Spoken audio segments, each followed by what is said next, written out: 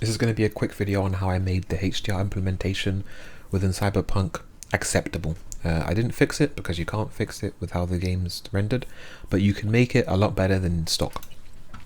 First things first, go into the game options, use HDR mode set to HDR10 PQ.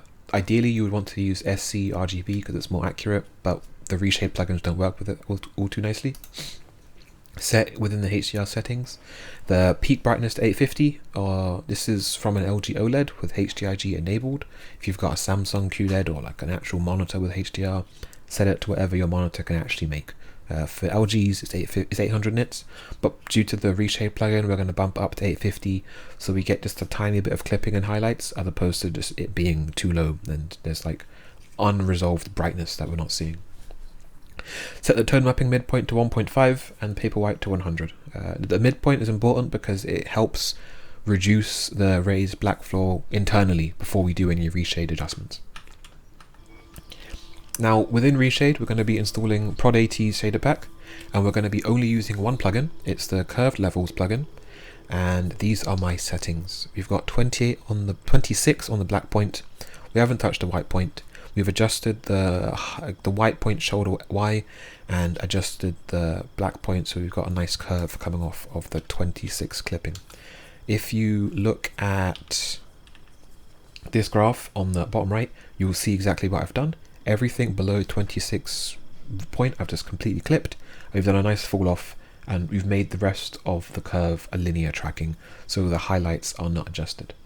And here are some before and afters. Let me turn the UI over because it might mess up on YouTube. So this is the game with the plugin turned on, and this is with it turned off. This is a night scene. There's no ambient lighting really. It's not like the direct lights even. It's just ambient lighting. As you can see if you're viewing this on a HDR monitor, that lots of the elements in the screen are great. Turn the plugin on and it's back to being black.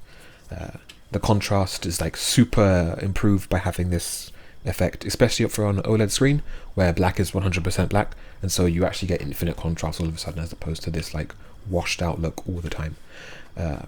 It doesn't affect highlights, so because we've done the whole rest of the curve adjustments to track linear, if you look in the night city, we look at the billboards and the lights to my left and like the reflections off of the car, and we turn the plugin on and off, we're not clipping any detail, we're not reducing the brightness or adjusting the saturation, we're just keeping all as is. We're just affecting everything in the low end range, like from 0 to 50 in RGB value.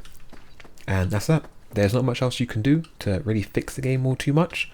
You can only really use this to help the black level fix. It's not ideal. In some scenes it will still be pitch black, and so I advise you to set a keybind to turn off the plugin so you can just quickly toggle it on and off if you're in a scene where the scene is just too dark. That's that. If I improve upon it, if I find some more settings adjustments, or if there's some more mods made, I'll update a video because I would like to play the game at the best way it can be played. Thanks for watching.